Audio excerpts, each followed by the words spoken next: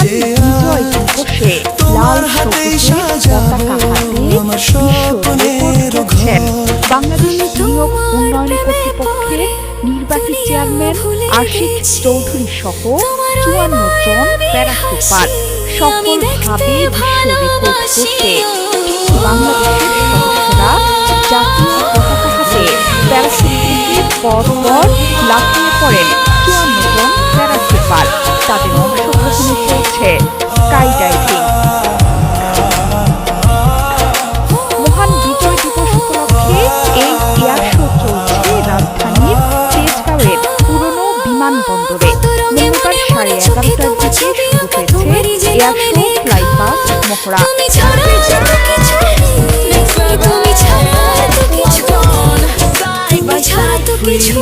এতে অংশ নেওয়া উড়োজাহাজ থেকে ছড়ানো রঙিন বর্ণে আলোকিত আকাশ।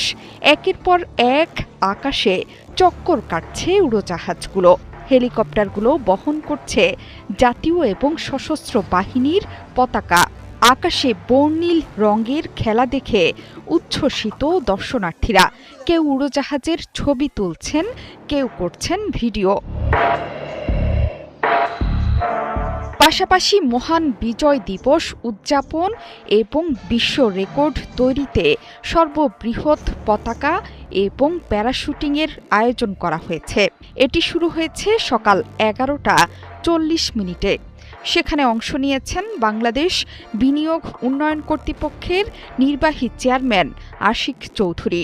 সামাজিক যোগাযোগ মাধ্যমে টিম বাংলাদেশের ছবি পোস্ট করে আশিক চৌধুরী জানান, স্বাধীনতার ৫৪ বছর উপলক্ষে ৫৪ জন ১৬ ডিসেম্বর ঢাকার আকাশে ঝাঁপ দেবেন।